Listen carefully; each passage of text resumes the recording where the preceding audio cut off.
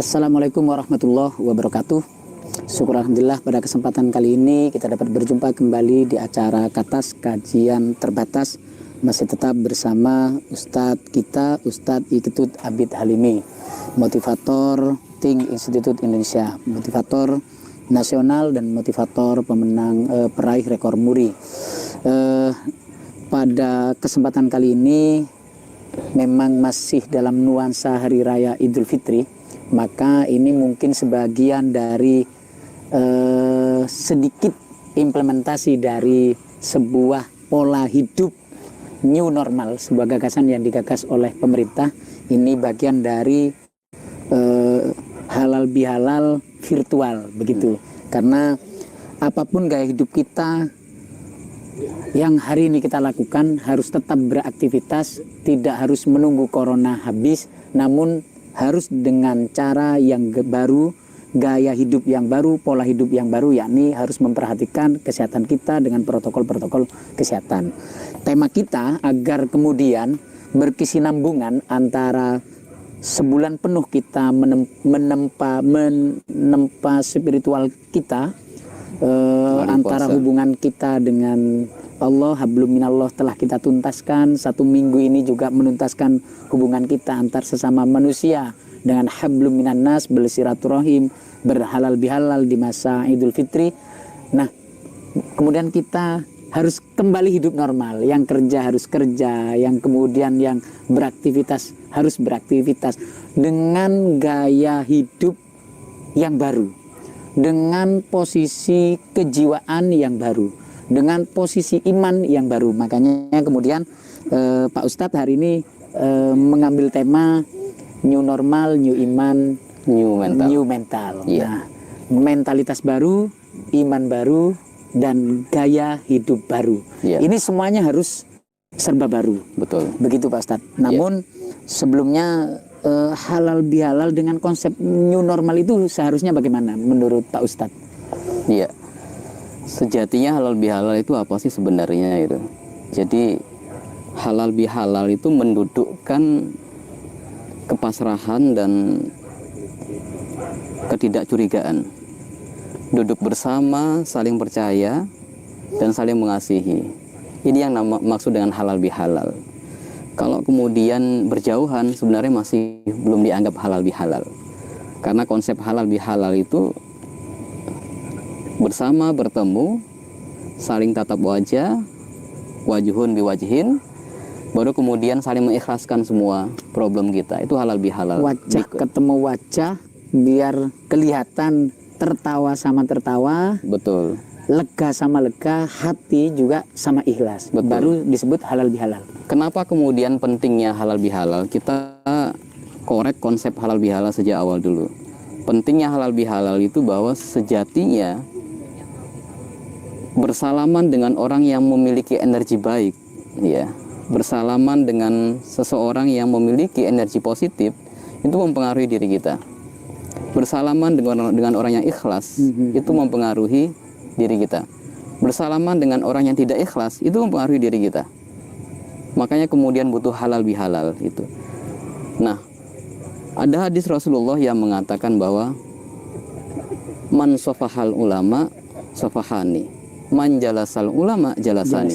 Siapa yang duduk dengan ulama, duduk saja dengan ulama. Seakan-akan sama seperti duduk dengan Rasulullah. Duduk saja dengan ulama, itu seakan-akan duduk sama seperti dia duduk di sebelahku.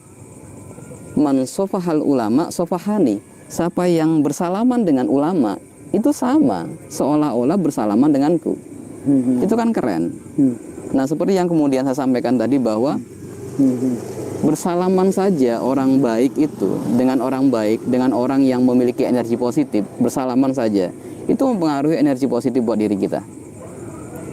Apalagi kemudian konsep salamannya sampai, kalau ibu-ibu kan biasanya cipika-cipik ibu ya. Ibu-ibu biasanya kan cipika-cipiki ya, cium pipi kanan, cium pipi kiri gitu ya.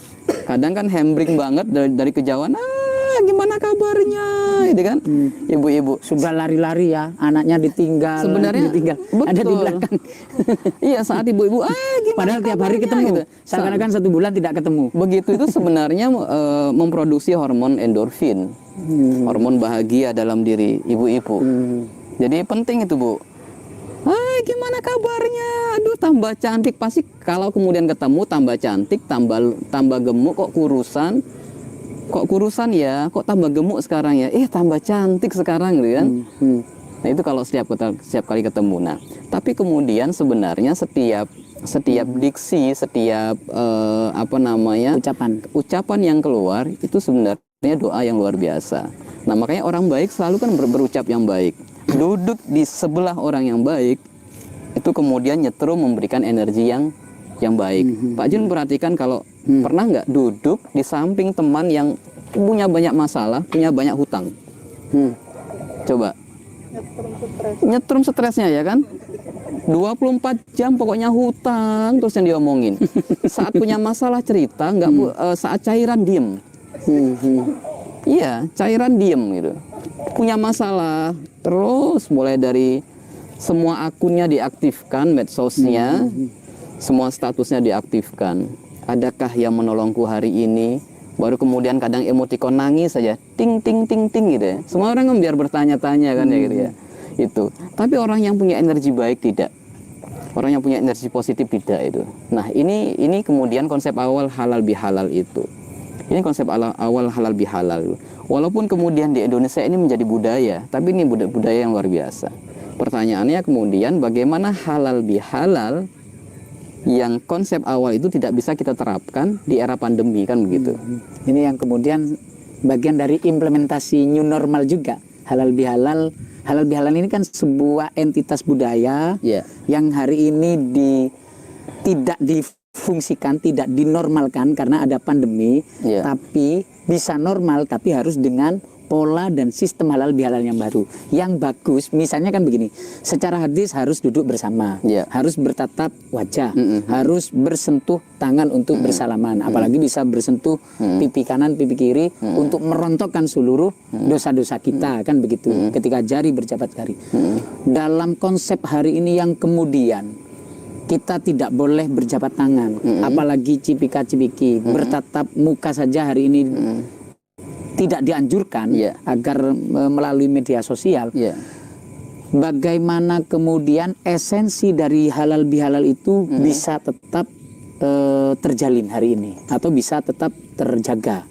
Yang pertama, yang kedua Pak Ustadz, ini yang kemudian harus kita perhatikan kembali.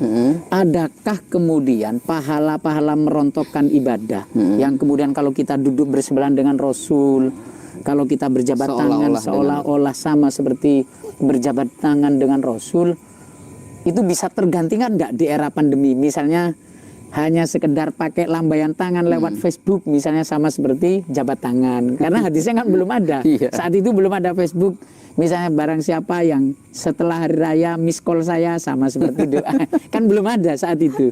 Itu maksud saya biar menjawab masyarakat agar kemudian konsep PSBB di era pandemi ini tetap bisa, kita kan harus membantu pemerintah agar tetap berjalan secara baik. Jangan sampai karena ada hadis tersebut, wah berarti kita tidak mendapat fadilah berjabat tangan, tidak dapat. Akhirnya beberapa kiai yang kemarin 1 minggu nutup pintu, itu ditunggu bukanya sama para santri, wah itu sudah buka, dikerubut lagi, begitu Ustaz. Mencari esensi itu bagi saya yang penting Ustaz. Iya.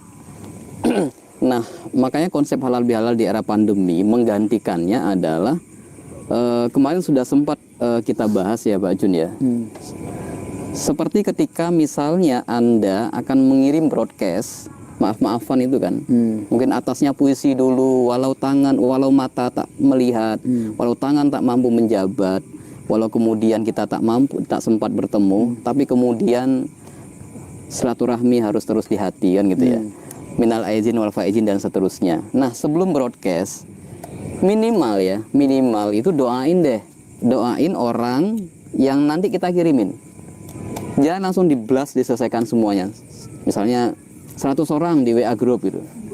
Gitu ya. Ini hal yang paling sederhana.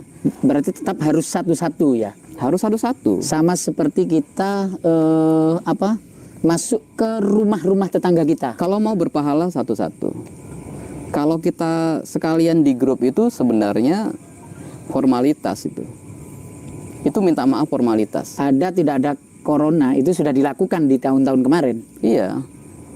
Orang tidak pernah tahu, orang lebih benar-benar merasa diatensi, merasa dihormati kalau kemudian secara langsung melalui jaringan pribadi ya. Secara langsung melalui jaringan pribadi, Di telepon dia apalagi di telepon dengan kalimat halo sayang, nal aizin wal faizin ya sayang ya, gitu. Misalnya ke orang tua gitu. Kenapa kemudian saat kita telepon orang tua dada langsung dek gitu, kemudian ada rasa kangen yang lebih gitu. Kenapa? Ada chemistry hati. Ada chemistry hati. Seharusnya chemistry hati itu dibangun untuk seluruh umat, ke tetangga, ke siapapun. Seorang Presiden Jokowi harus membangun chemistry-nya untuk seluruh rakyatnya. Seorang gubernur Khofifah harus membangun chemistry untuk seluruh rakyatnya. Seorang kepala desa harus membangun chemistry untuk seluruh rakyatnya.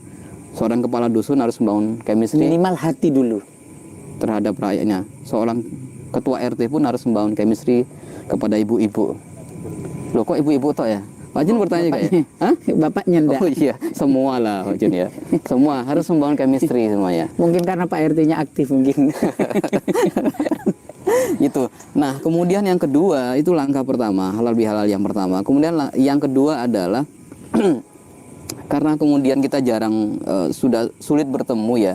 Tapi di perumahan ini alhamdulillah pintunya terbuka 24 jam.